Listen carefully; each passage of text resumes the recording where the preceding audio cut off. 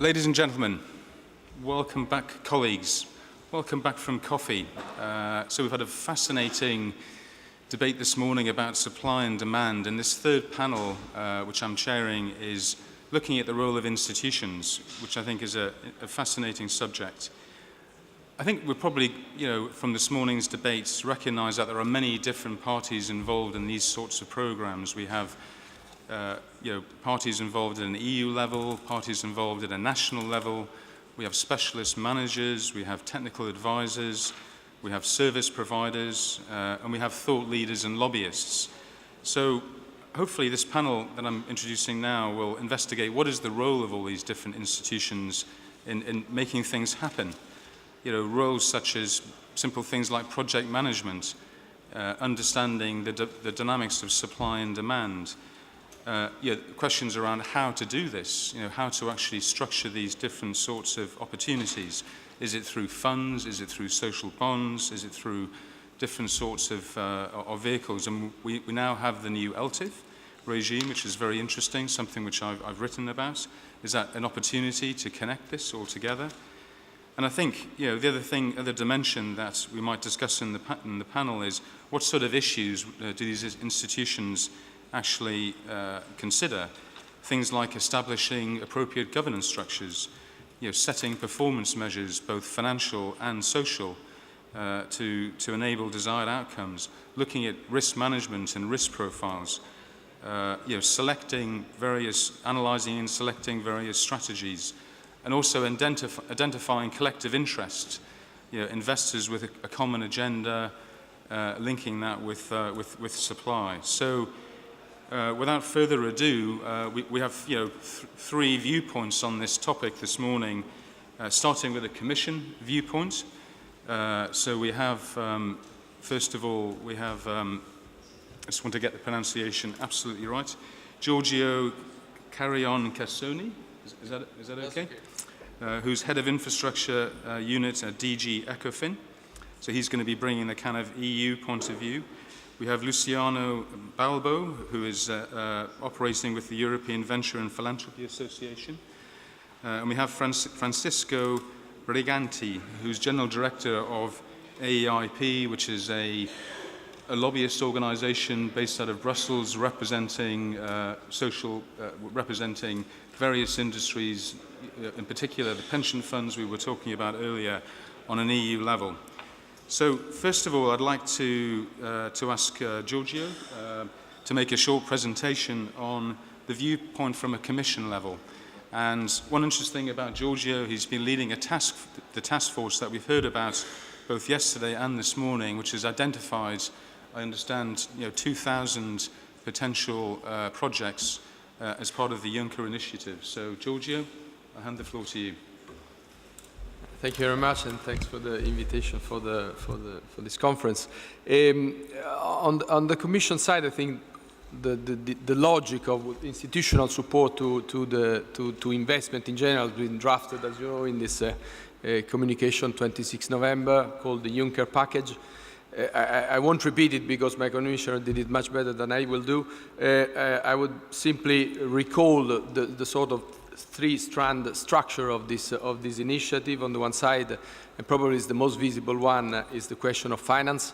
The idea is to mobilize 300 million of finance towards projects.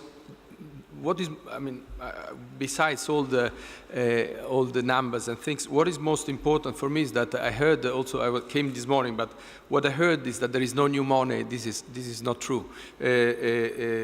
There are 16, on the Commission side, there are 16 million of guarantees. For all financiers or around, a guarantee as a first loss piece for a 60 billion investment is worth exactly a 60 billion of cash for a first loss piece guarantee. So I would like to dispel any doubts on that, and that's very important. And what is even more important for me is the complementarity of this type of finance. So it's not, I'm not talking about let's say the idea would be that the 16 billion plus the 5 of the EIB would generate 60 billion of investment from EIB Group and hopefully national promotional banks.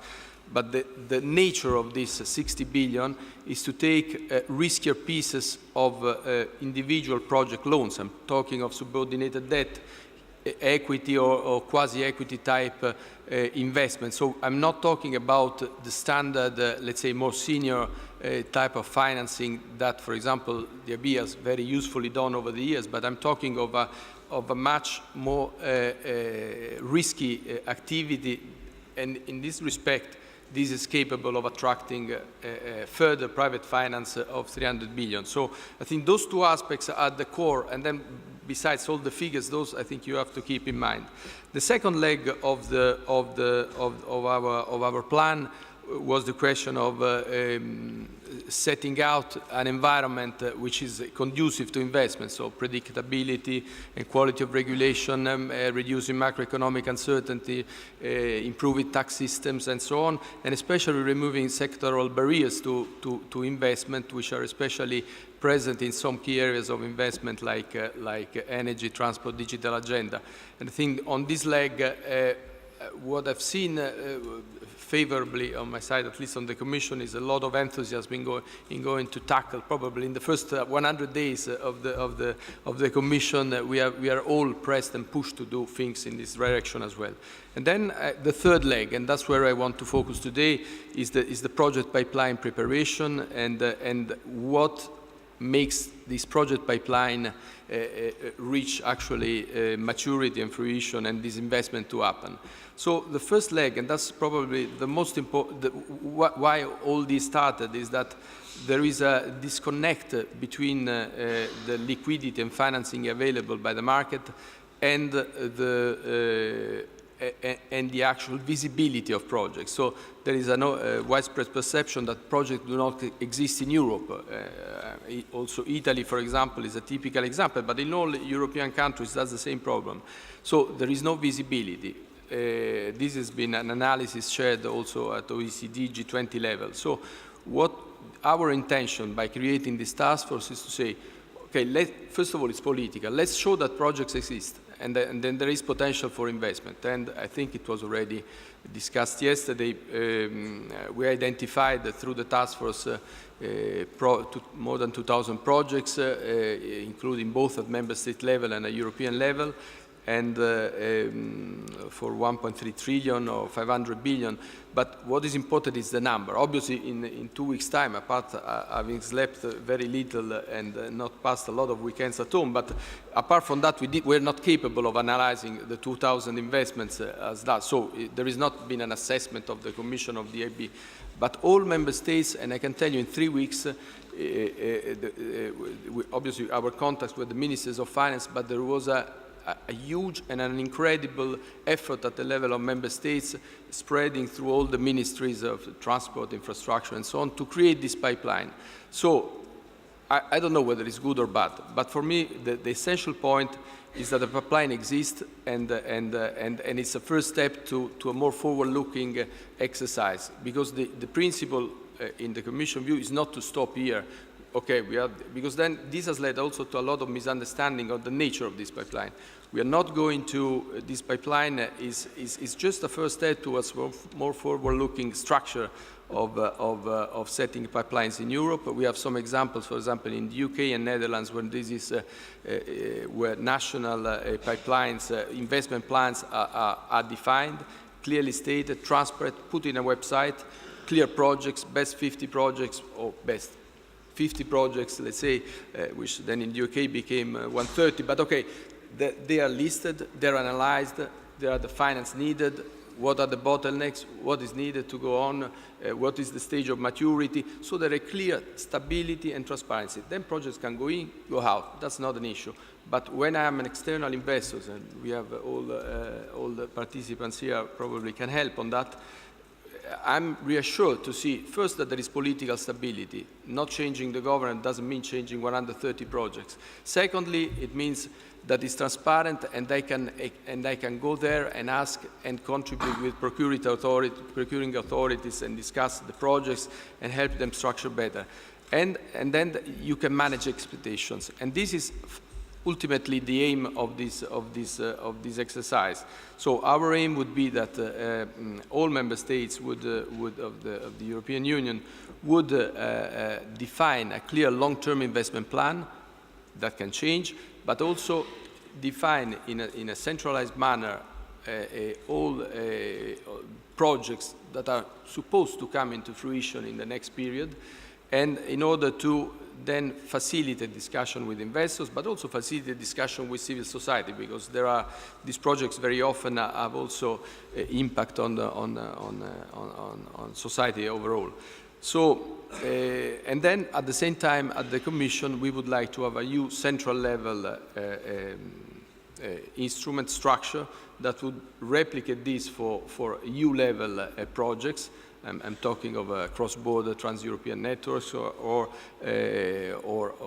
and even the projects that are financed through our structural funds, and then put a link to that. I mean, so we see that as a very first step. What is not the pipeline, that there has been some confusion. It is not because the project is in the 2000 pipeline that will be financed by the new EFSI structure. It is not true that if a project is not in the pipeline, will not be financed by the EFSI structure. And this is a dynamic tool that will change, but I think it's important to be perceived as a first step towards something much more important, which is creating a more structural change and shifting paradigm change in Europe towards transparency and stability. So that's, then obviously I would not go further on too much. I would just say that obviously the task force produced a report. This is available, publicly available. The 2000 projects and more are publicly available in our website and the website of the EIB.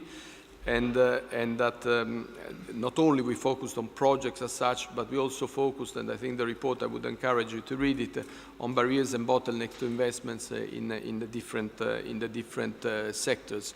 And that has served a lot of inspiration to our, let's say, Commission investment plan, but also I think we intend to follow up that very closely in the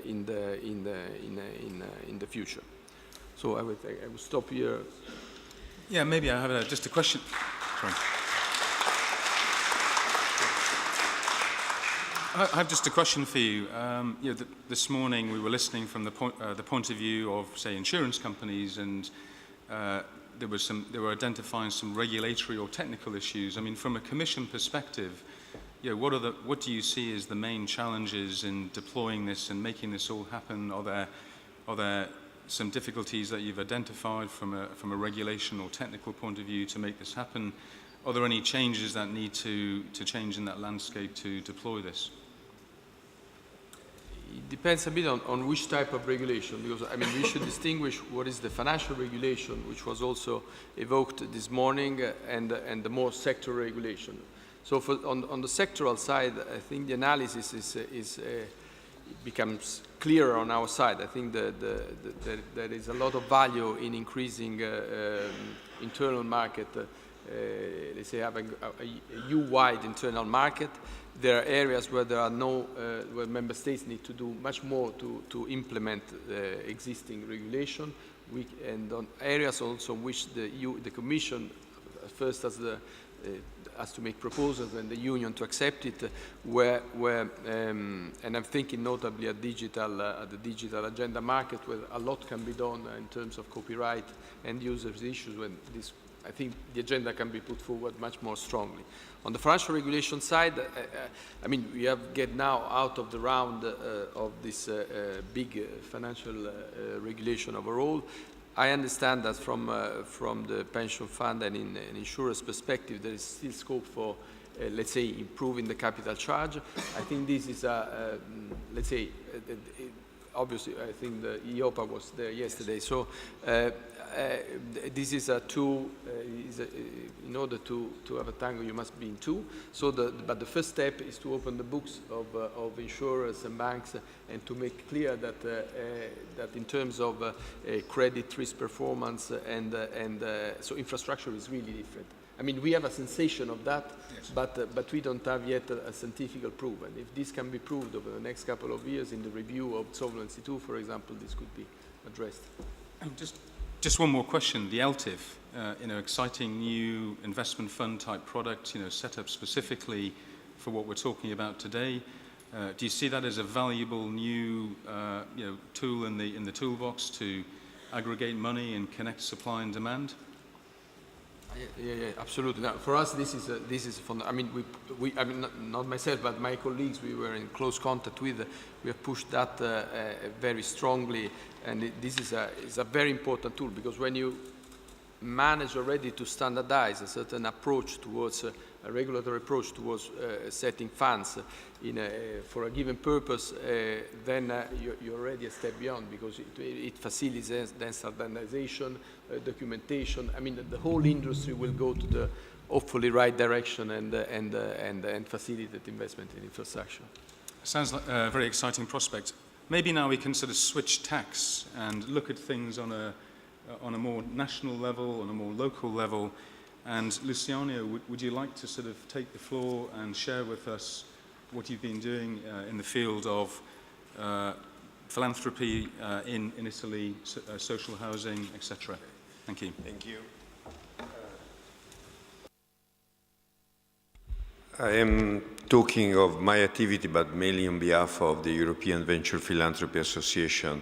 That is an association that has been created 10 years ago. I am a co-founder, and this association put together both foundations, so I'm talking philanthropy, that are active on the venture philanthropy model. So they are active foundation. They are not only giving away money, but they are promoting social innovation. And also we have a lot of members, as we are in Italy, that are active on the model of venture capital, on the social venture capital, or what is now known as impact investing. So investment that are sustainable, or they're trying to be sustainable, but they want to create a positive social impact. So the social impact is part of the strategy, is not a sort of side product.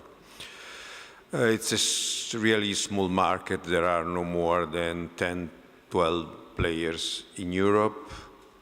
Basically, they are small fund, or the only large fund is Bridges Ventures in UK. Large means it's more than 100 million euro. Recently, the European Investment Fund created a facility for impact investing that works as a fund of fund that started to invest in Germany, in German fund, now invested in Italy in our fund, and so is trying to be a cornerstone investor to promote this type of investment. What do we do? Typically, I will describe some examples, and then we'll try to give you the rationale of our activity. Basically, most of our fund invest in education, healthcare, investment in the poor areas of our country, typically southern Italy, north of UK, or other deprived areas where level of unemployment very high, economical activity is very low, and social housing. These are the examples, and what is the rationale? The rationale is not, or is typically we think that private money have to complement public money. I do not think that this is the right rationale, because the private money that works in this area is so small compared with the public money that the issue is not to complement, but to develop new models. What we need is social innovation. In our countries, in Europe, typically the GDP is 50-50. 50 is private and 50 is public, more or less. In UK it's a little bit lower, in France a little bit higher, but the 50% private has been, badly or rightly, substantially changed by technology and innovation the last 50 years. The other 50%, and we are talking not of army, but the social expenditure, that is approximately 25% in all our countries, is always the same. No innovation from the state, and no innovation from the private players, because the private players are contracted through outsourcing. So they are linked to provide the services in the same way that the public offers. And so they can be a little bit more efficient, but they cannot innovate. And this is our problem. The OECD made a study recently 2-3 years ago, that is offering a different view. Typically, we think that social expenditure is very high in Sweden or in Denmark, lower in other countries, very low in US. This is not true. They measure the social expenditure in the right way, so they put together the public expenditure and the out-of-pocket of the citizen, and they discover that it is always the same. It's 25% both in US, in Denmark, and in Finland. So the issue is not the money or the pot of money. The issue is how the money is spent. If in one country the social expenditure is more effective, it means not there is more money on the table, but the money is spent in a better way. So if we do not change our mentality that is only looking to cut or to increase, but the amount of money, even if all our state in Italy is on the top, is in trouble, the amount of money that is spent on the social side is huge. It's 25% of all our GDP. Our issue is not to discuss if we reduce 1% or to increase 1%. This is a taxation issue. It's a policy issue. This issue is a policy, public policy. If we do not change our public policy, we will not save Europe. If we do not improve, and to do it, we need to develop new models. New models. I give you an example. Think all the huge amount of money that has been spent from European money to southern Italy, but probably it's been the same in northern UK or in other poor, to train young people. It's a huge amount of money that may reach many intermediaries in Italy. No results. No results, because if there is no economical activity, what do you train to do what? The best thing is that these people is going to emigrate, to go to Germany.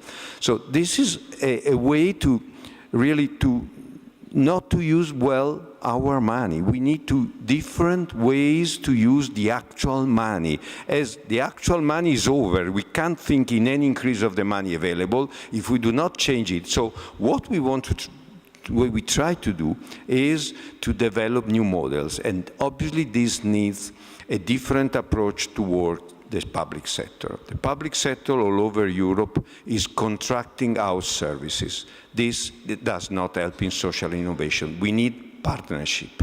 We need that the public sector change the role. The public sector has a lot of money and say, I will try new way to manage certain schools. This is my budget. I have no more than it. I make an auction not based on the money, but based on different models. Same in healthcare, same in other areas. And if it works, if there is evidence, I will go ahead. If it is not work, the state will say, stop the contract. So this is the only way to develop innovation, because we perfectly know that the major structure as education, as healthcare cannot anymore change in any country in developed world, see to the US, with the law. You need to show to the citizen that in a different way works, because otherwise the resistance to the change is so high that we will not change anything. So this is our target, very difficult, we are small, probably you think that it's a dream, maybe it's a dream. The only reason to have this dream is that all the other things that are daily mentioned, they do not work. We are telling our story that are not working. It's easy to tell story that accomplish all the players, but if they do not work, and there is now example they do not work, we have to make major changes. How to attract more money? Because typically in our funds, the investors are foundation and private money. Institutional investors, typically, they do not yet invest for various reasons, because they manage third parties, they do not take the risk. Some of our funds pay a trade-off between financial return and social return. There is a huge risk. Fine. What we need is a change of the attitude of the public sector. We need success stories, and this is up to us to show that that we are able to develop success story. But also we need that and this is a word to the private sector, we need that we change our expectation of return. I think that there is one wrong thing in the world. The developed world is not performing so well. Wages are falling day after day, but the private wealth was never so large. And there is a difference, as Mr. Piketty shows, that the private wealth is 6-7 times the GDP. But 1 century ago was land and building. Now is cash, is money. If we do not use better this money, accepting a lower return, any policy also will not work. Thanks.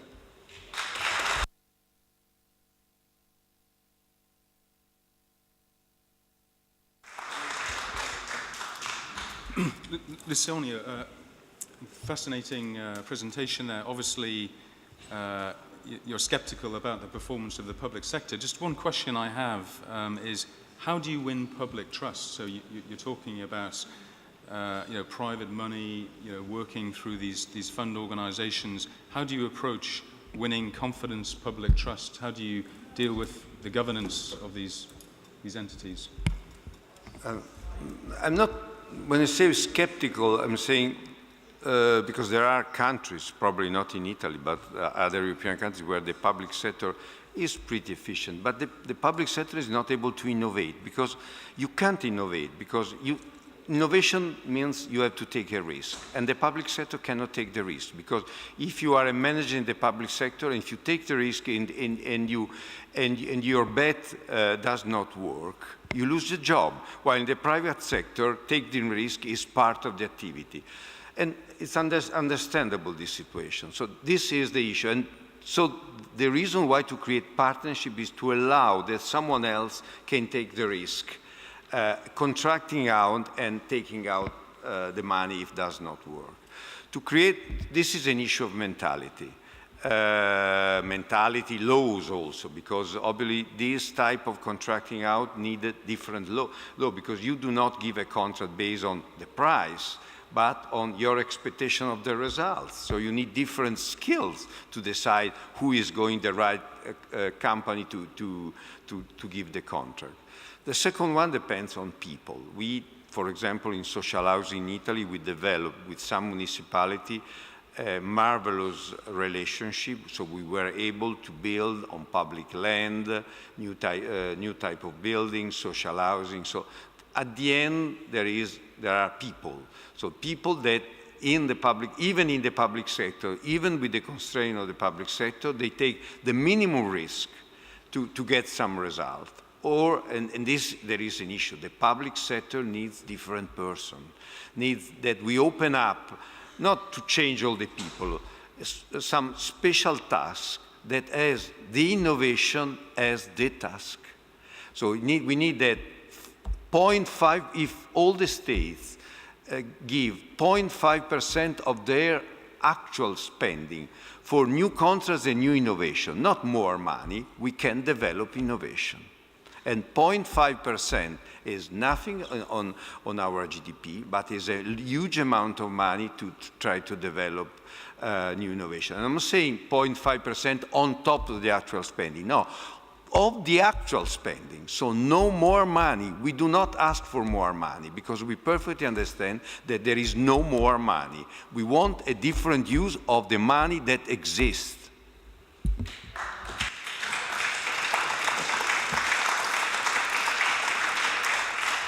Thank you. Francesco, maybe we'll turn to you now, General Director of AEIP. Could you just explain, first of all, what your organization does and what your perspective is on this debate, whatever you like. Thank you very much, Michael. By the way, you called me Francisco before, so gracias, but I'm Francesco. Kidding. My organization is a lobbying organization, and this organization, of course, is based in Brussels, and so we work with the European Union. And we represent 1,200 social protection providers. Most of them are pension funds. but also healthcare funds, disability funds, and so on, and that manage roughly 1.5 trillion euros. We are in 19 European countries, and the characteristic of our funds, that's the name of paritarian, in Italian is easy paritetico, means that they are jointly managed by the social partners, employers and the employees. As a lobby organization, of course, we interact a lot with the European Union and in general with the European decision makers, but also with the governments. And I would say that these long-term investment strategies for us come from the past, for a long time ago actually, because already 7 years ago, and I think 7 years ago, not many people, at least in the public debate, were talking about long-term investments. We started to deal with this because among our members, we still have some small regional pension funds. And these small regional pension funds, I liked a lot your presentation about Scotland, by the way. Because of their territories, they started to ask us, but why can't we invest our money in our regions instead of, let's say, sending our money to our competitors, maybe to China or to other countries? And so we erased this debate. We started to talk about how to use this money for the real economy. It was for the companies, but it was also for the public infrastructures. So we met some regional governments, and we started to discuss about the possibility to create public-private partnerships in order to use the money to improve the infrastructures of the regions. I can tell you that at that time it was tough, because even though we raised the discussion at also national level, European level, there was a lot of resistance, reluctance, why pension funds should not do it. And of course, I mean, we do agree that pension funds, first of all, should guarantee the returns in order to create better pensions for their members.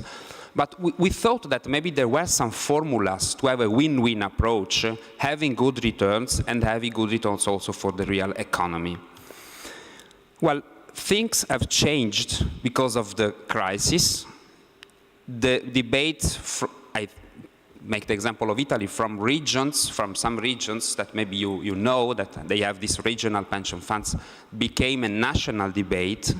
And from the national debates in other countries, then we shift to the European debate.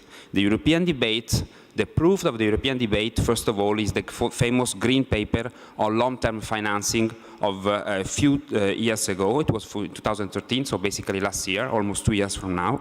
And then the communication of the European Commission supporting the infrastructure as a tool to foster European growth. Now, I would like to play a little bit a bad guy here, because we had discussions, and there are some things that for me are still a little bit complicated. First of all, it's true that we need money, but I think I agree with Luciano. The money is there. I mean, the state has not money, and it's clear that. But why some countries still attract money, investments, whatever the tools you organize at European level, Commission, European Bank of Investments, and other countries don't attract money? Probably the reason is the country. And here I tell you this because my members are pension funds. And when they ask me, what do you think if we make a big investment, 3 billion euros for something in Italy? They make an assessment and then they tell me, no, we will not. Exactly, why?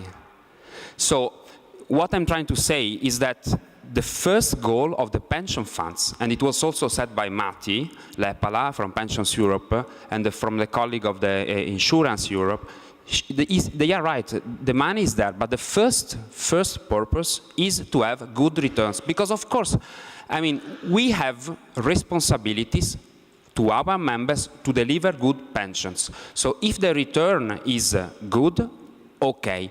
Otherwise, we make our job, and other institutions make their job. So the question is why? And probably, I would not make the list of the why, because I think you know better than me. But for sure, there are also some, I would say, there are also some regulations, for example, at European level, that not necessarily help the long-term investments for the pension funds or for the insurance companies. I didn't really agree so much yesterday with the President Bernardino from EIOPA, who said that Solvency II was anyway working quite well for the long-term investments. I don't think so, actually. But especially for the pension funds, you know that probably EIOPA is trying to now to set up a solvency framework also for the pension funds. Sorry, if they make this quantitative solvency requirement, they will block the long-term investments, or anyway, they will limit a lot the long-term investments. So we have to be clear here. What do we want to achieve? Is it necessary to have this legislation or not? On the one hand, they tell us to make investments now because they need money. On the other hand, they make legislation, or they try to make legislation that will not help this. The same could be, well, I skip it a little bit, but the same could be also for the taxation. What about the taxation? We are taxing more and more, and you know, the financial transaction tax sometimes. We are raising the taxation on some returns on the investments. I don't think you are making any incentive to make some kind of investments, actually. And then, well, the tools like, for example, the health fees, I think it's very good. I can even tell you something more. When we had these regional pension funds asking us to promote the local investments, we tried to work for a project. It was a kind of LTIF, actually. It was a European fund that would have been fed by the local pension funds in order to cross the investments. So the idea was, in order to avoid the risk of the territory, if I have, let's say, take a region, Catalonia or Veneto, okay, I don't invest necessarily my money in the same region because I would have a big risk. It's better that we create a common pool, we pay this money into this common pool, and then this pool will invest in the different regions. So the diversification, basically, of the risk. The LTIF could be something like that. So welcome to this. But again, of course, we have the goodwill for this, but we are not sure that if regions, states are not really attractive, we will really have this, at least I'm speaking on behalf of the pension funds, we will have these investments. That's another point that I wanted to make. And maybe the last is, and maybe, I don't know, if I can ask, we made a paper on this, because we just made also a paper about this long-term investment. It is a reflection paper. And in this reflection paper, it is recent, because we are still talking a lot about that. You know, it's good that pension funds, on their own initiative, make investments in something that could be infrastructures, companies, and so on. But let's keep in mind, and let's bear it in our mind, it's the choice of the pension fund. Because what is going on here now is that some governments, because of the credit crunch, because of the Stability Pact, because of the public debt, and so on, are pushing more and more these investments, let's say. Basically, they are asking money to the private investors. Careful. We don't really like this kind of approach, because that could mean that in order to fill in the gap of a bad administration, because we have to be clear, of the public money, then where are we going to look for the money? Where the money is. And this money is the money of the future pensioners. And by the way, if now we need these supplementary pensions, it is also because the first pillar pensions are declining again, because many choices were not good, probably. So, okay, but the pressure could be, for us, a little bit scary. That's what we say. We make an analysis. We say where success stories, there are good success stories, but there are also stories that, or let's say, countries or situations that are not really interesting. And unfortunately, and I'm taking a country like by chance mine, Italy, well, again, if I take some examples of what happened even in the last weeks, I live in Brussels, but I look at the Italian television, and when you see what happened in the Moise project, you know what it is, Moise? Yeah, it was this project, huge project infrastructure, the dams, the seawall to close the lagoon of Venice, huge infrastructure. And then you see what happened behind. And then you take another project, Expo in Milan, and then you say what happened.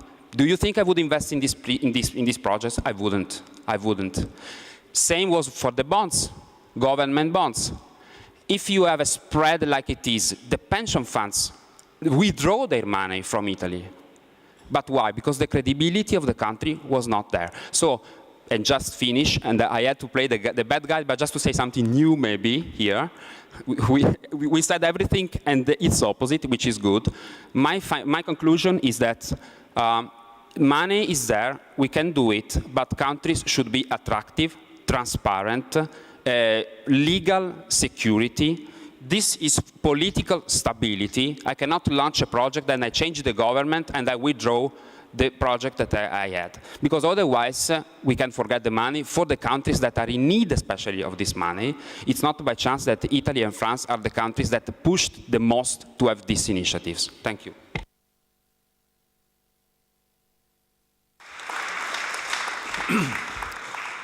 Ladies and gentlemen, a very illuminating panel, three very interesting points of view. I don't know if any of the panelists want to say anything in closing, or if we have any time to take questions from the floor. We're running a little bit over. Does anyone want to come in? Perfect. Ladies and gentlemen, please thank the panelists. Outstanding debate.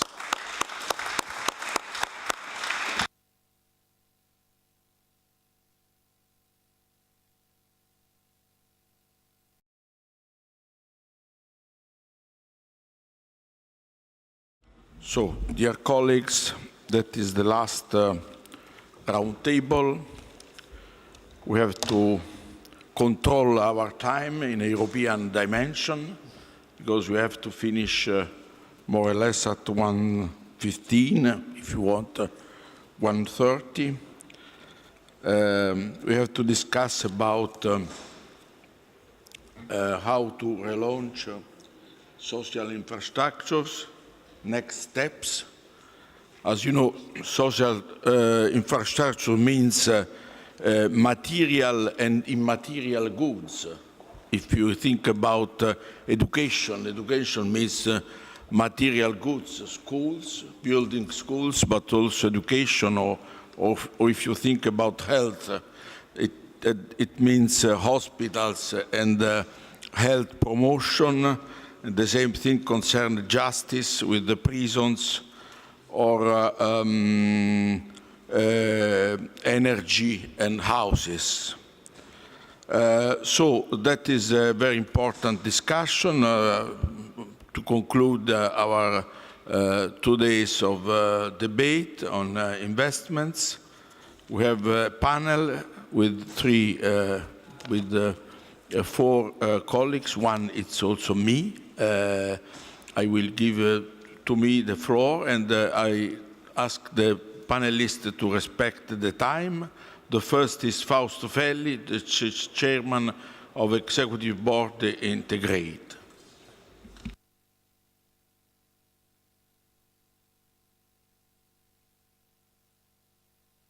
Thank you. As I said before, this is a puzzle. And it's very interesting to speak at the end of the morning, because something could be seen in a very simple way. LTIF for social infrastructure. The possibility given from LTIF regulation is important. You can invest with the same rules in the 28 member states. You can collect money through specific and controlled modalities, transparency is guaranteed, and so on.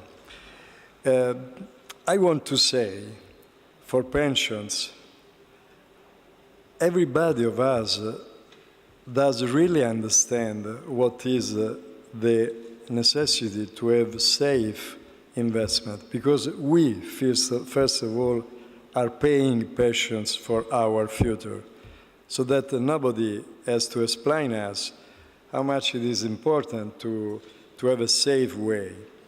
I only say that it is necessary to understand that long-term investing modalities are by themselves a guarantee.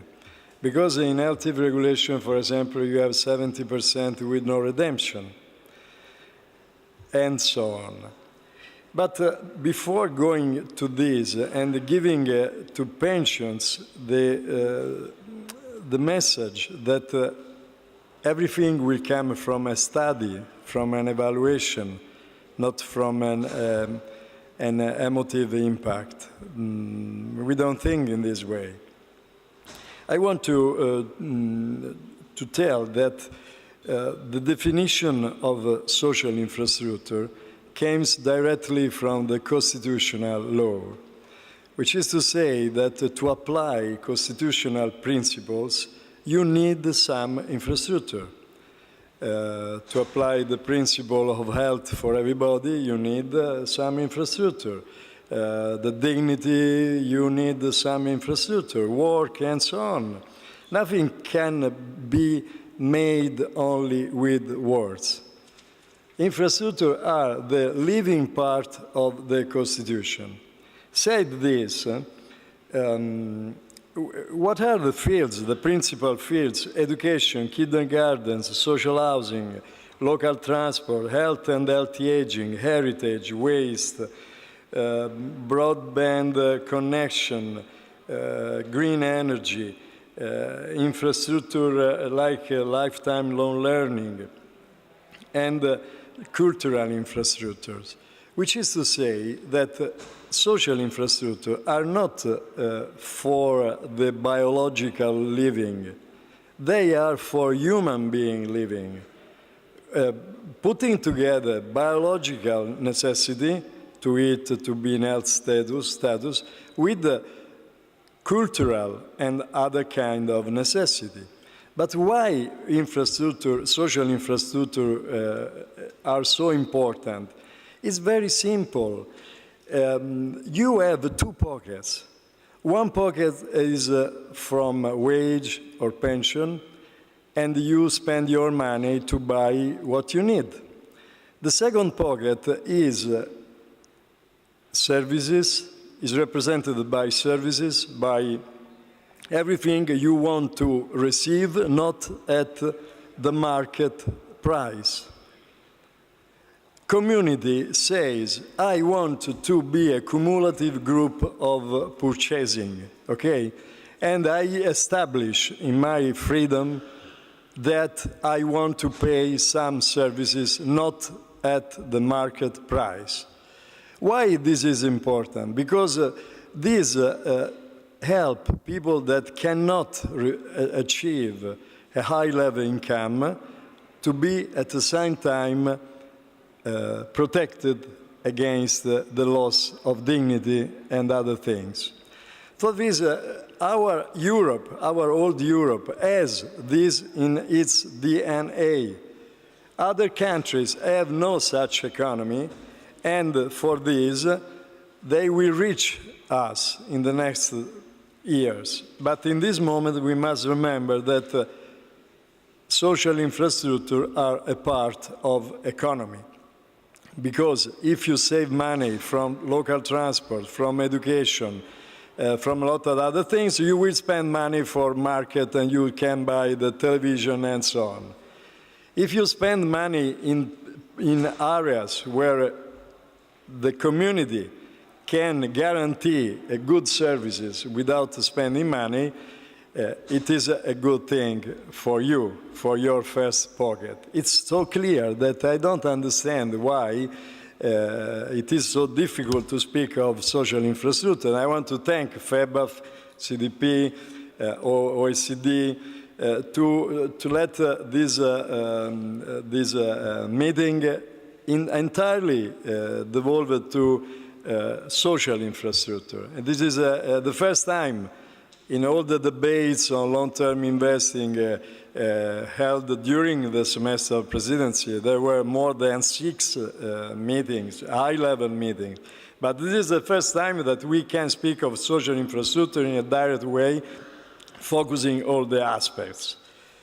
Okay, said this, I see my time is said this, it is important to underline that LTIF for social infrastructure is not enough.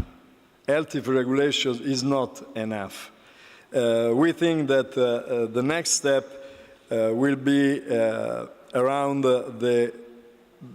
the state guarantees, the fiscal benefits, the proper regulatory framework, and I think that social infrastructure can have a different dialogue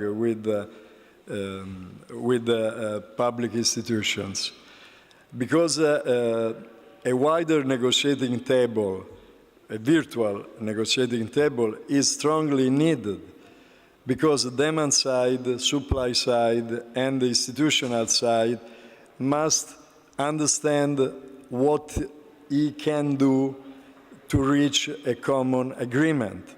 Because investors ask something to public institutions ask other things to investors, demand side asks both other things. For example, the Stability Pact, we said that demand side is strongly affected by the presence of Stability Pact. Of course, if you cannot invest, it's unuseful to ask where you can find the money or in what way you can have this money. If you cannot spend, you cannot spend. The speech is closed. We are trying to reflect in this direction. Social infrastructure, being free circulation of citizens all over Europe, are not infrastructure of this single country. Are infrastructure that can be used for every European citizen. For this, they cannot be considered internally to the Stability Pact, because they are helping the European network of social services. Because when you move from a nation to another one, you transfer also your request of social services. But this is only a little point. Just to run towards the conclusion, I think that we can speak of one agenda now. Perhaps the timing of this agenda is not clear. But we can make a list. It's not an agenda, a true agenda, but a list of things to do. Of course, I have in my mind some timing, but I don't want to speak of time without having all the consensus necessary.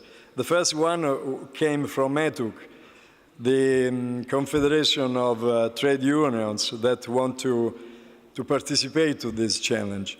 They control a lot of assets. Only in Italy we have CGL who started a new initiative with the Cassa Depositi e Prestiti involving perhaps 1 trillion of euros.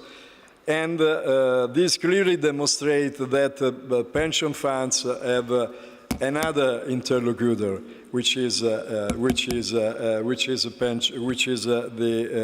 long-term investing. However, just to close, I think that we need a democratic and transparent evaluation of social infrastructure needs all over Europe.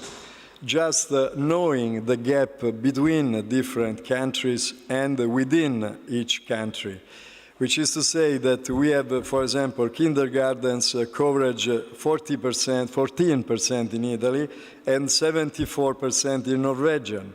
This makes a difference.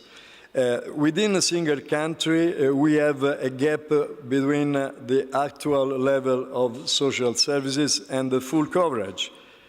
This is another gap to be filled.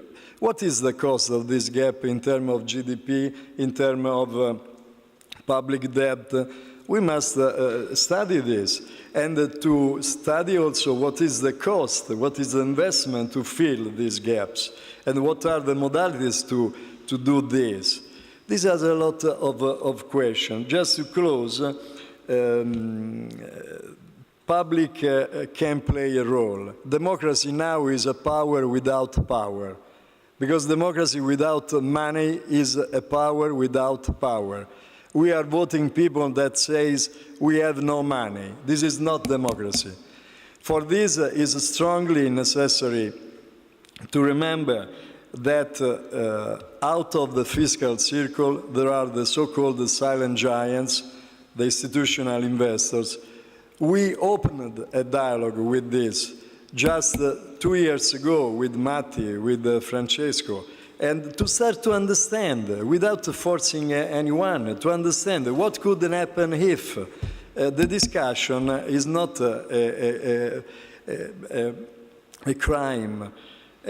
We think that recently there is another position, a more advanced position. This does not really mean that the problem is solved, but with healthy regulation, with other things, we can say that this is the moment to start to have a permanent dialogue on this topic. It's not a matter of a conference, of an article. We must meet in a constant way just to see the work in progress and to see what we reached. At the end of this story, we have thousands, millions of people that are not living in a good condition. Deflation and so on compels us to remember that we have a responsibility. We are not accountable.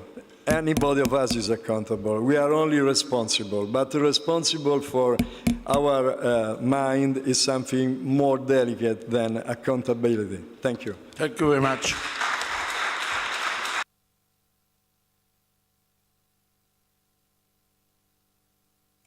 Next speaker is Agata Pafili from EFAMA.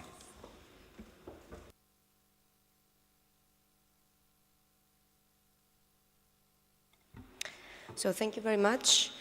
Now, there is a clear link, of course, of the debate we're having in this panel on the financing of social infrastructure with the greater debate, as has been highlighted by a lot of the previous prominent speakers, on how to actually reboost finance for growth and job creations in Europe. So for me to come straight to the findings of, as they were presented by the Commission, the European Investment Bank, and all EU stakeholders, we do, as the asset management industry in Europe, we do share those findings, that there is an existing financing gap. But we also share the main reason, as was presented by a lot of the speakers, that the reason for this financing gap is not due to non-existing capital or to insufficient capital. It is due to low investor confidence. The fact that investors in Europe are reluctant to actually take up long-term commitments in a still recovering and fragile European economy. Let me give you some figures that come from our business side that can demonstrate that. Now, the asset base managed in Europe reached in 2013 a new record high at an estimated 16.8 trillion euros, and over the last decade, EU investment funds attracted nearly 2.5 billion euros. For the asset managers, the main category of investors are institutional investors, and amongst them, insurance and pension funds, which have been the most significant investors, with a total net accumulation of 937 billion euros in the decade between 2004 and 2013. When it comes to retail investors, what we have seen over the last decade is that households have been parking on average 40% of their financial wealth in bank accounts, a figure that similarly in the US is only at 15%. Now, what these figures clearly show is that there is indeed the capacity from the EU investors to invest, but for the time being, they're only doing it in more short-term instruments and projects, or they're keeping the money in bank accounts. Now, to focus on the infrastructure gap, it is estimated, according to a very recent IOSCO report, that at global scale, more than $57 trillion of infrastructure investment will be required between 2013 and 2030. The two traditional pillars for financing long-term social infrastructure and infrastructure in general were banks and governments. Governments due to fiscal constraints and banks due to liquidity and capital requirements constraints coming from the recent CRD4, but also that will come from potentially, we think, from the banking restructuring reforms and the Volcker rule. They cannot continue doing so. So attracting alternative resources from capital markets is the only visible solution for EU infrastructure and social infrastructure in particular. From our side, what we can say, due to our direct link to EU investors, is that there is indeed a growing interest into financing into a more long-term perspective. From the professional side, investors are looking for investments with regular yields, such as infrastructure, equity, and debt. From the pension funds and insurance companies, what we see is that they do seek new and diversified sources of risk with high returns, which could help them also to limit their concentrated exposure to bond markets. And we also have, we can report that we have seen that there is a small growing but still important group of investors, such as small pension plans, local municipalities, associations, high net worth individuals that are considered under MiFID II as retail investors. Still, they have more significant capacities and expertise, and they do have a growing interest in diversifying their portfolios through more illiquid assets, such as, again, social infrastructure in general. And also they have very strong responsible requirements, social responsible requirements, which makes them fit for this type of investments in social infrastructure. And we even see from current trends in flows in assets such as real estate funds that the same type of interest towards longer-term commitments exists even with retail investors. So if the demand side is there, the supply side is there, we can also confirm that as asset managers, to our very long-term experience in managing collective investment scheme that puts together all these different type of investors, since there is the potential there, and still there is a financing gap, we have to see what are the reasons to address exactly those reasons. We understand that the new European investment plan, the Juncker plan, is trying to focus on those problems, on the low investor confidence, and to reboost financing on long-term investment. And we, of course, would welcome any regulatory initiative that can indeed create such a more dynamic environment for investments. But on the other hand, we have to say that we don't believe that any regulation for growth is sufficient to create growth. Or to put it in the words of Commissioner Hill, as he stated yesterday here in this convention, jobs creation and growth do not come from politicians and policy making. It comes from markets and from trade. So a deep understanding of the different needs of different investors and of the different needs of the projects is what will make any investment and any regulatory initiative concerning investments on long-term financing viable. Now, I want to use, first of all, the example of LTIFs as the best case scenario to show how, if we make the right choices, indeed, there can be a boosting, a new reboosting from private sources towards long-term financing and social infrastructure in general. Now, the new LTIFs regulation it focuses on all types of investors, from retail investors, professional investors, what we call semi-professional investors. As I have already mentioned, pension funds and insurance companies are not only very important providers of long-term capital, but they do indeed themselves are interested in further diversifying their sources of risks. But as already mentioned by previous speakers, of course, the risk returns are, and the high returns is a very the most important incentive for them to actually invest in infrastructure and in equity infrastructure. There was already a mention by a previous speaker on the two previous speakers on Solvency II, and how, in our eyes as well, the investments in more illiquid long-term assets are almost penalized. Now, we also see that IORP 2 is being negotiated in the European Parliament and in the Council, and if same type of risk weightings will be put there also for pension funds, we see that although we created the new instrument of LTIFs, the right incentives are not there for a very big category of potential investors, such as insurers and pension funds. So it makes clear that already LTIFs are missing on a very big pool of investors. The same goes for what we have calling as the small and medium professional investors. I have already mentioned the small category of foundations and local municipalities and small pension plans that indeed have strong social responsibility requirements and want to go towards LTIFs, but still they will be left out because under MiFID II they are considered retail investors. We would hope that there's going to be a solution in order to be able to allow those type of investors to invest in LTIFs, especially the ones that are open to infrastructure and social infrastructure and therefore fit for them. Now, to come on the social infrastructure definition, we very much welcome the fact that the recent LTIFs regulation, as agreed in the trilogues, is providing a very wide scope of definition for social infrastructure.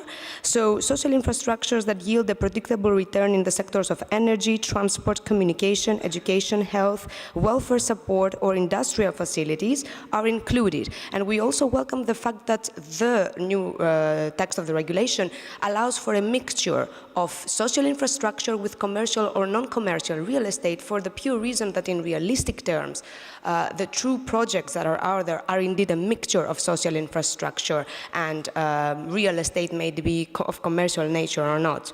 I would also like to refer very briefly to the public-private partnerships and the role of governments and development banks.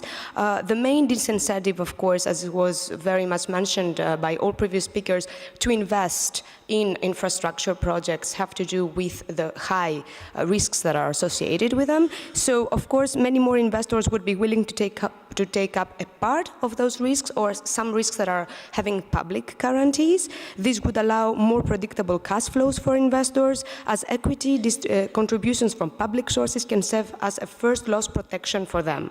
Apart from that, of course, public-private partnerships can significantly boost long-term investment through sharing of technical and operational expertise. We know that this is the intention of the Juncker plan, but we would also like to see that through the LTIFs and the collaboration with the EIB, this could become a reality also for LTIFs. Now, a last list of all the other factors that we see that are not directly linked to the regulatory framework, but are linked to the general ecosystem that can help boost the investment in social infrastructure. First of all, stable and predictable regulatory environments, especially in the case for high liquid and long-term investments linked to a particular jurisdiction, reducing political risks associated with infrastructure regulation, provision, of course, of substantial tax incentives, financial education, not only for the supply side, but also from the demand side, to actually make them go towards capital markets, and increasing the transparency in the planning of the processes for public procurements. Asset managers, we know we have an important role to play as an intermediary, and we are, of course, willing to continue our engagement with all EU policymakers towards the important objective of financing European growth. Thank you very much.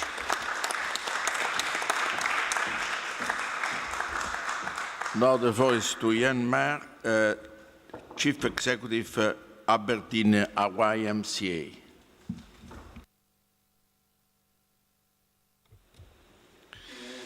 That's Scotland, where I live. And that's Scotland on a very good day. No clouds, the sun is shining. Rare occasion, but we do get them. And in Scotland recently, as I'm sure you all know, we had a referendum on whether or not the country should be independent of the UK. And that, whatever the result and whatever your view on the result, what that created was a sense of a time for change in Scotland.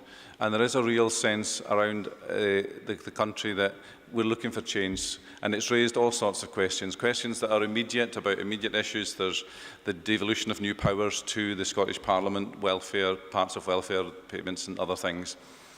But in the longer term, that sense of change, what's the longer, medium to longer term view that folk have? What's the kind of goal they're looking for?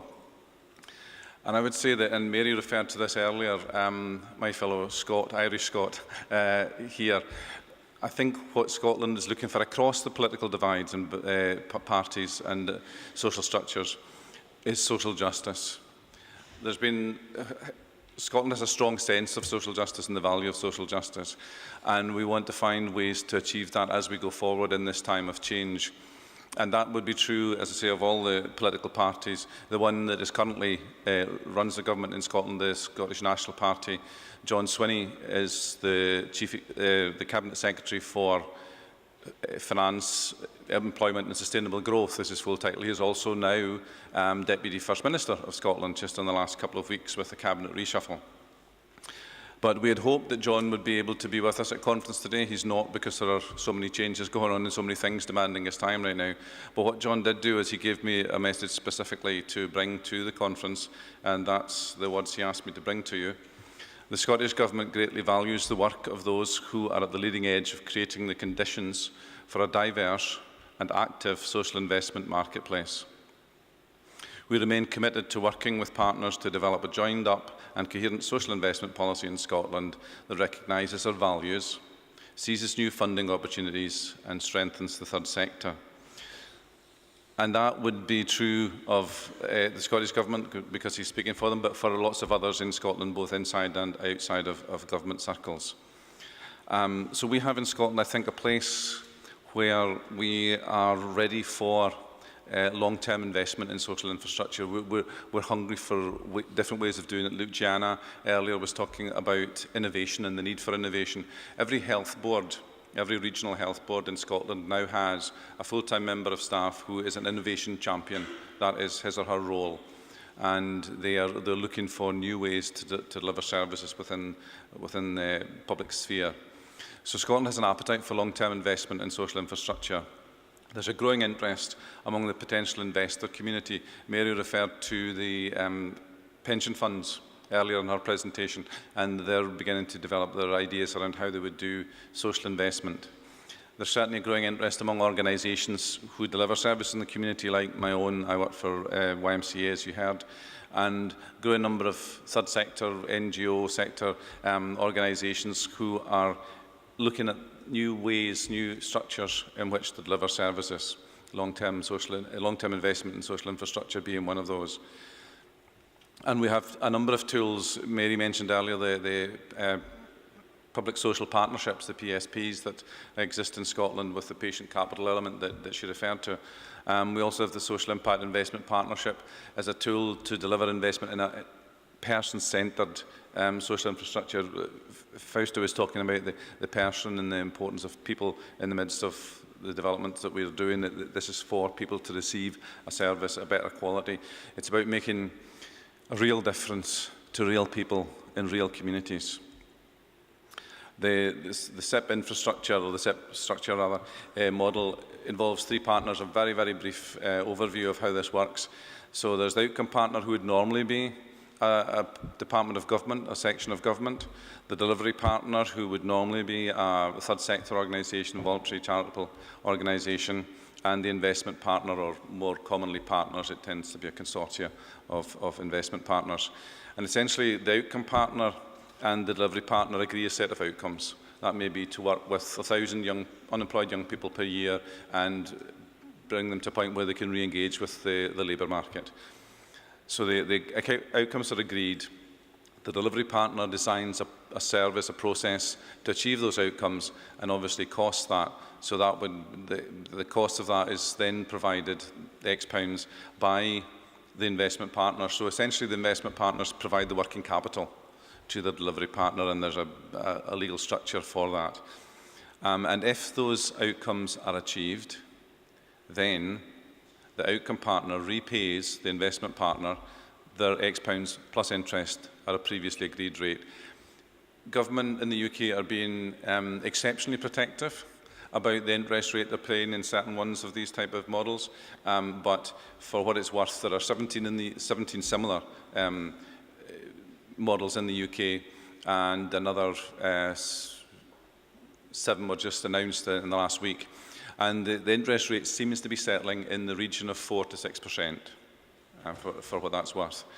So essentially, that is a tool to facilitate the investment in social infrastructure. And one of the areas where that could be effectively used, and one of the ways that we're exploring with Integrate, and hopefully in the new year in 2015 with the Scottish Government, is around social housing. And just a couple of statistics around social housing in Scotland. 75% in 2000, 75% of families with dependent children who lived in rented accommodation were in social housing, affordable rent housing. By 2012-13, it was less than 50%.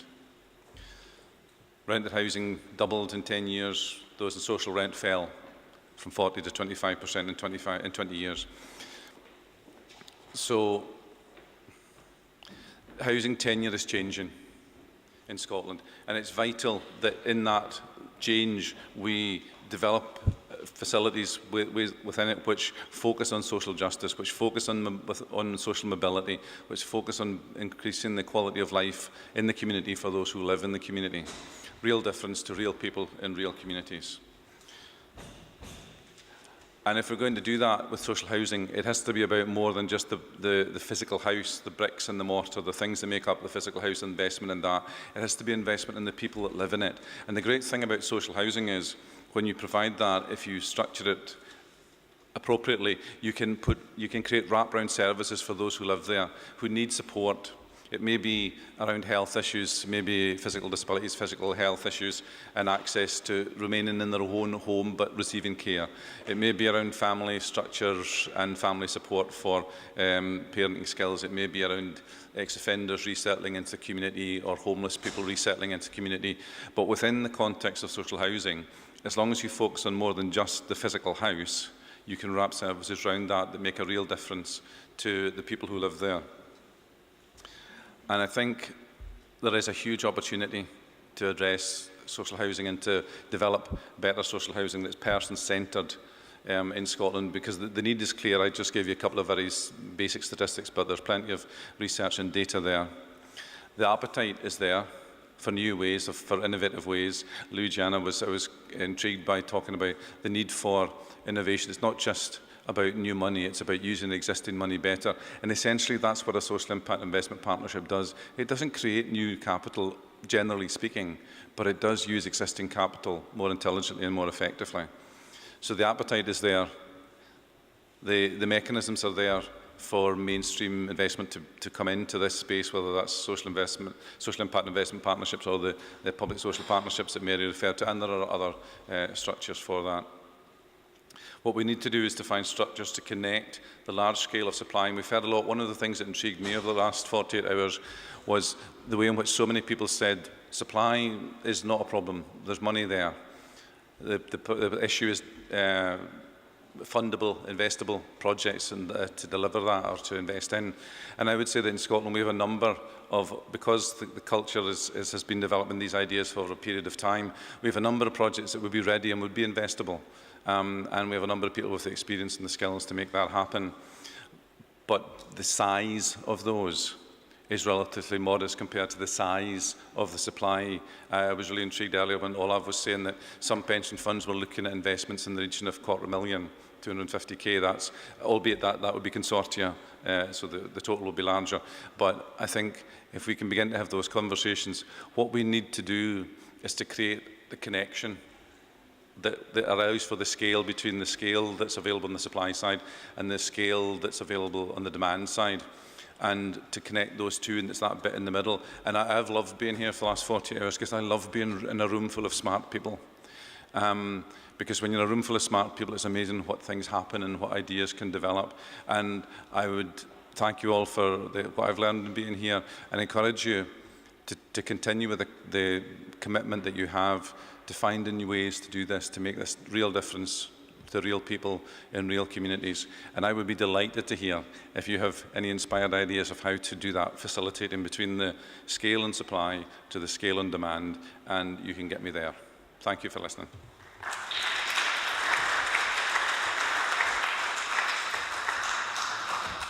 So now I give myself the floor and ask Fausto to control my time.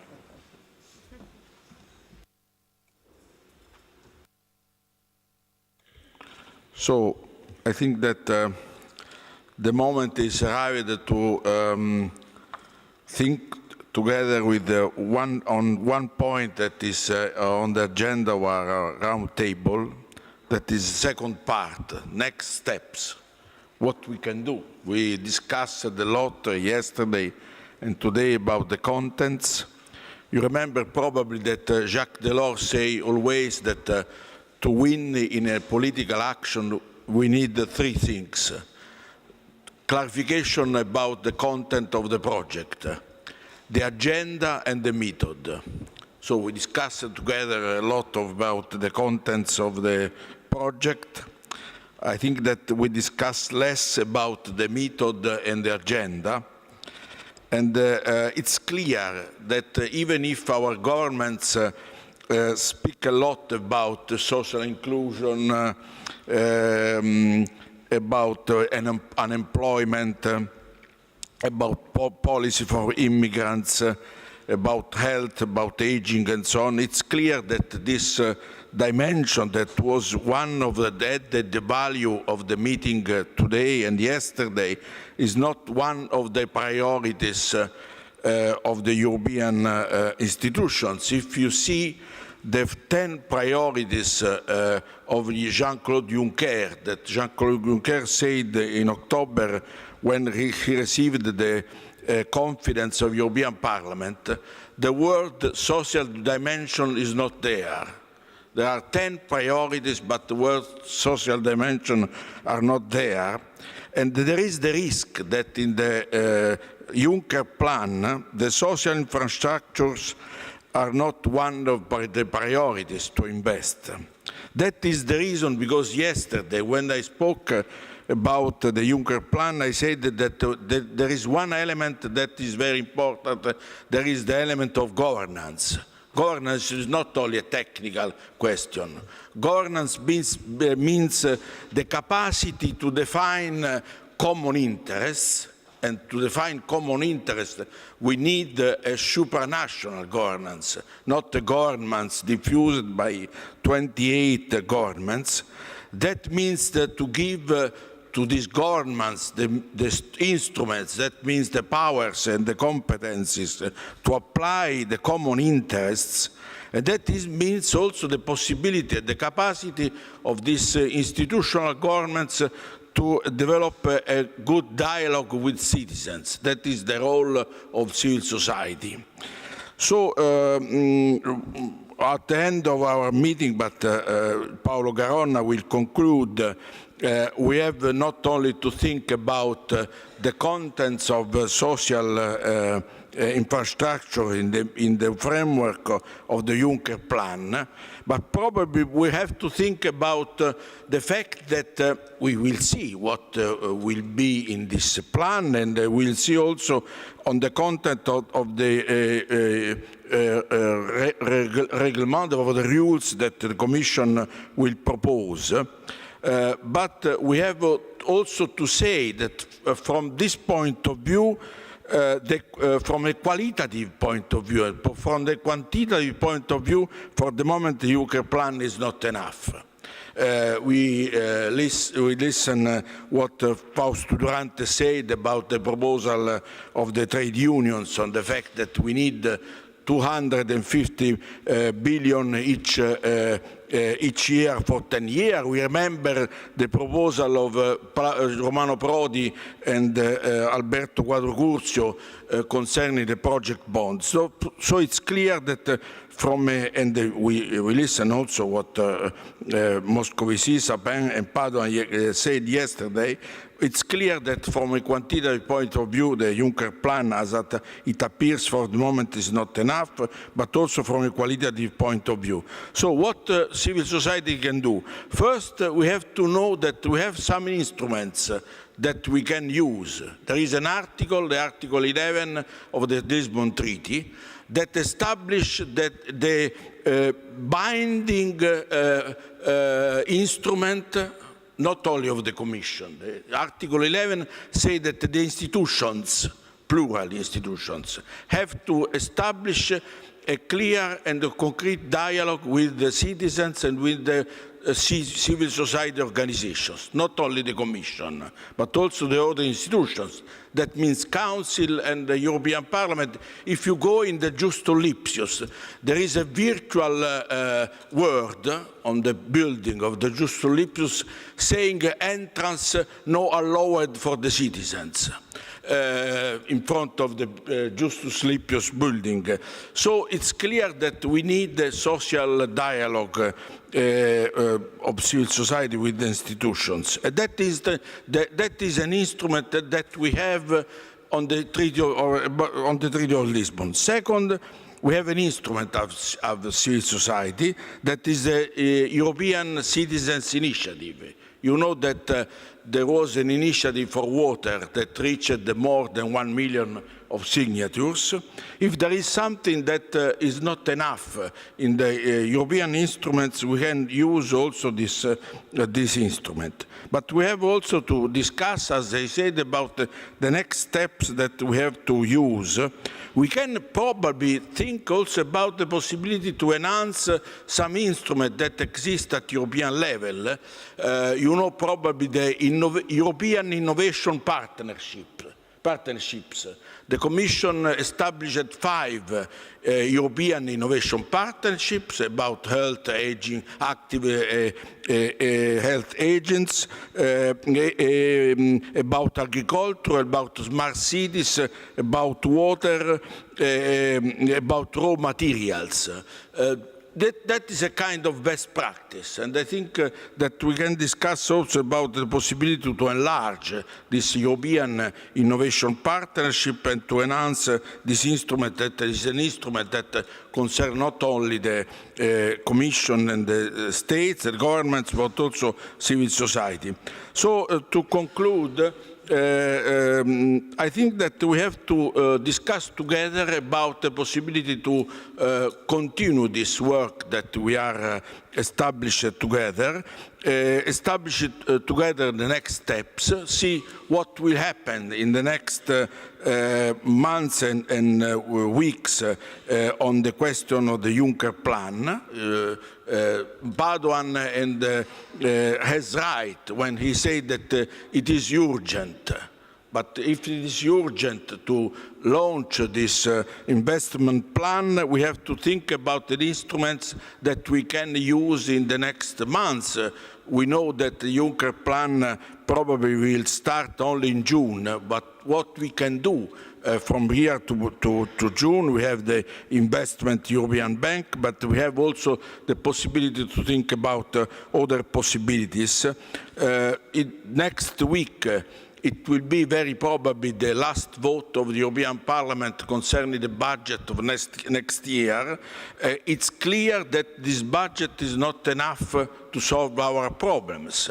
I think that we have to think about the possibility that the Juncker plan will be not only for 3 years, but when the European institutions will discuss about the mid-term review of the multi-annual budget, very probably we have to fight to put this plan in the budget, to give more concrete and long-term possibility for this Juncker plan. And you have probably to launch the question of the project bond. So we have a lot of things that we can do as a network that we established here today, and I think that the civil society organizations, civil societies, because we have not only one civil society, have probably to be more active at European level, to establish a network and to see what we can do using the proposals that all the people present in these days of work, and I thank all the organizations that were able to organize this very interesting meeting today, and I hope that we work together in the future. Thank you very much.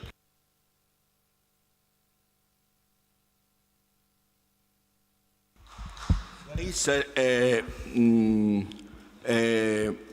last point that Fausto Felli suggests, to give the floor to Manuela Ricci to present this book that for a moment exists only in Italian, I borghi della salute, Health Aging per nuovi progetti di territorio. If Manuela Ricci could come here and speak shortly about this book.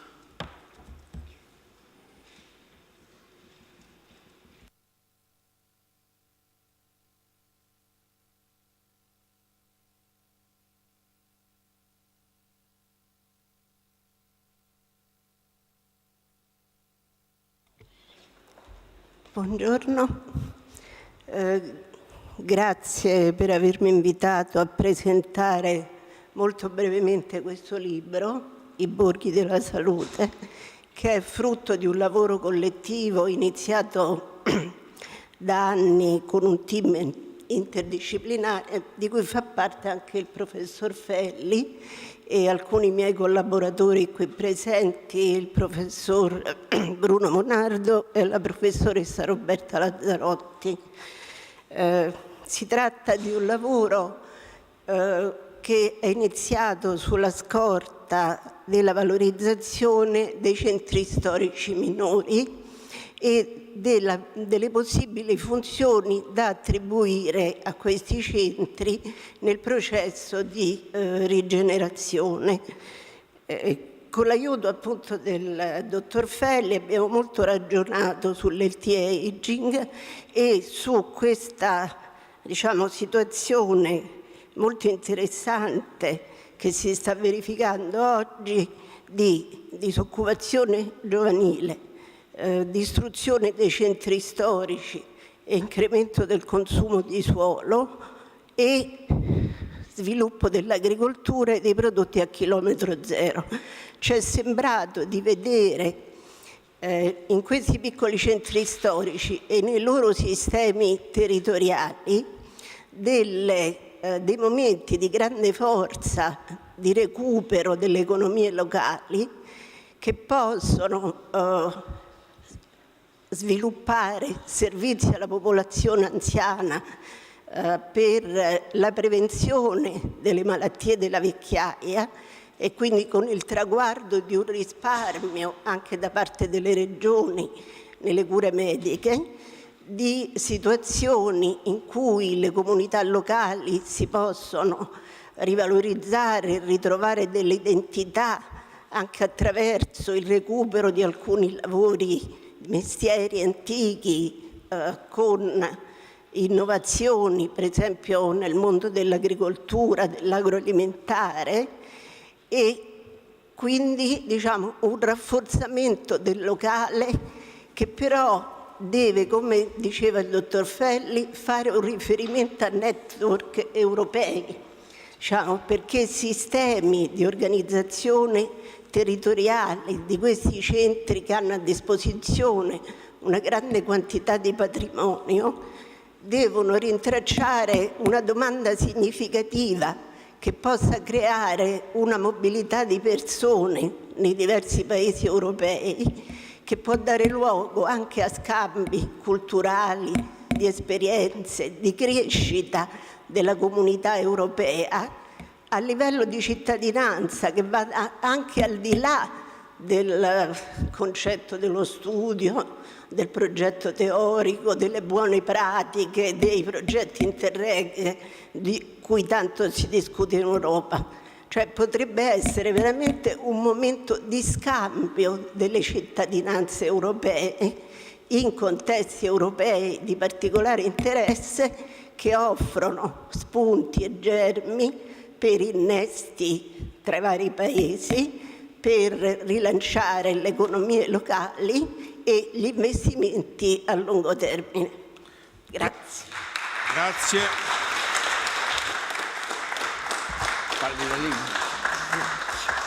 Sì, thank you, Chairman. I will speak from here to save time.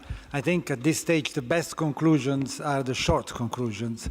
And I think I will also agree with you that we intend to continue to follow on. So we see the need to continue our discussions. And we see this not as a one-off event, but rather as an investment, a long-term investment in networking and developing networks and nurturing networks. So I will limit myself to basically three remarks, drawing on what we have heard in these 2 intense and rich days of discussions. Well, first of all, I believe what we have sensed here yesterday and today is a sense of a new policy climate. There is a new season, a new awakening. We heard 2 new commissioners, and I must say we heard the different music. We heard the new music. There is a turning point in European policy making, in the European agenda, the need to move on from austerity and to find a new balance between stability and growth, and to rebalance the policy thrust of the individual European countries and Europe. We have had evidence of that from the Juncker plan, the discussion we have had on the Juncker plan, from the Banking Union and Capital Markets Union. And I think the challenge now is to translate this new climate into something concrete. There has been an appeal to urgency. Time for action is now. We cannot wait. We cannot wait for the Juncker plan to deliver his promise of structural effects in the medium term. Mr. Tamaki from the OECD said we need to move on from solutions to actions, not only supply side that takes time to deliver, but also some signal from the demand side, some measures that can have a quick impact on the short term, on the economy. And besides, I think we have had very concrete ideas. Several ideas have been put forward on how we can achieve that. These ideas are on the plate. This very important initiative of the Italian presidency of the EU to collect a pipeline of projects, 1,300 billion investment projects. They are there, and they can be acted upon immediately if we only can get some of them, a small proportion of them, even 10% or 5% of them quickly on. I think we can have a short-term impact. There was a discussion. I think Michel Sapin and Minister Padoan also said that we need to provide incentives for reforms at national level, and we can use the flexibility provided by the Juncker plan through the clause that somehow the Commission will look favorably at some measures, some investment measures under certain conditions. I think this is an interesting idea on which we need to work on. And also, I think as far as we are concerned, President Abete mentioned this idea that we could also have some programs of tax incentives for small and medium enterprises. We can have a bottom-up approach. Jonathan Hill has been speaking of the need to have a bottom-up approach to investment and investment creation, so relying on the investments of small and medium enterprises. All these ideas are on the table. They are not the only ideas, but I think we will have to see in the next hours, in the next weeks, how this idea will be translated into reality. And I'm really encouraged by the fact that the Italian government was present here, and certainly they will do their best to deliver a sense of these ideas at the next, the crucial meeting next week of the European Council. It's important that we get from that meeting not only determination to continue on the structural reform agenda for the medium term, but also some measure that can have a quick impact on the short term. The second remark is on the need to strengthen and accelerate structural reforms. I think many speakers, I would say all speakers, underline the importance of that. We need to remove obstacles to investment at the national level, at the European level, at the local level. There is a policy agenda. That's very encouraging. There is a policy agenda. There is an ambitious and wide-ranging policy agenda on that to remove those obstacles from the modernization of the financial sector, capital markets union, non-banking forms of financing, to investment in infrastructure, and then all the various sectors and dimensions of infrastructure investment in Europe, trans-European networks, in transport, in environment, in energy, not only the physical, the fixed investment, but also the intangible, the research and development, the digital economy. And today, I think we have had a very interesting discussion on social investment. We need, I think Jonathan Hill has been very forceful on saying that we need to revamp the idea of the single market for investment, create a single space for investment, but the single market has wide-ranging implication in terms of a single rule book, in terms of addressing the question of the Baroque architecture of multiple authorities at national level and at European levels, and also the implications in terms of tax harmonization of insolvency laws. So it's a huge agenda that will require from our part a long-term approach, long-term investment in policy determination, in good technical work, and in partnership work, public and private sector at the national and at the European level. And my last and final comment is exactly on that, on the partnership between the public and the private sector. I think this topic is in re ipsa, because this is in the fact itself that we convene this meeting. And I'm really very grateful to the Italian presidency of the EU, because they are associated with us in the organization of this event. I think they give us and to Europe an important signal, saying that what Jonathan Hill was saying, that on the driving seat are there not only governments, but also the private sector, the civil society, the business community, and we need a bottom-up approach, not only a top-down, but also a bottom-up approach. I think Lord Hill was very, very clear and very forceful on saying that. I think we probably need to turn upside down the approach to public-private partnerships. I think we say in Italian di necessità virtù. I think we have approached the topic out of necessity mostly, and in one direction, from the public to the private sector. We don't have money for public investment, therefore we need private sources. I think we need to turn this upside down and see also the huge opportunities that we have by looking also the other way around, how we can, by having private players in acting in fields where there is also a public interest. Think of the huge and very important agenda for welfare reforms. We spoke of pensions, we spoke of health systems, we spoke of protection systems, we spoke of social infrastructure, where we also see an active role for private players. And I think, therefore, we get out of this dilemma: more public, less public, more private, less public. We need both more public and more private. And as Mr. Padovan said, we need not only more in terms of quantity, but more in terms of quality, better public, better private, making sure that the public does what the public cannot do. Does it make sense to have the little public money we have? I think everybody said that, including the finance minister representatives. We are going to have less and less money for public investment. It is not a question of the cycle. It's not a question of the recession. It's a question of the fact that the world has changed. And so I think this is here to stay. So how we can live in such a world when we see the public sector focusing on what needs to be done by the public sector? Social investment.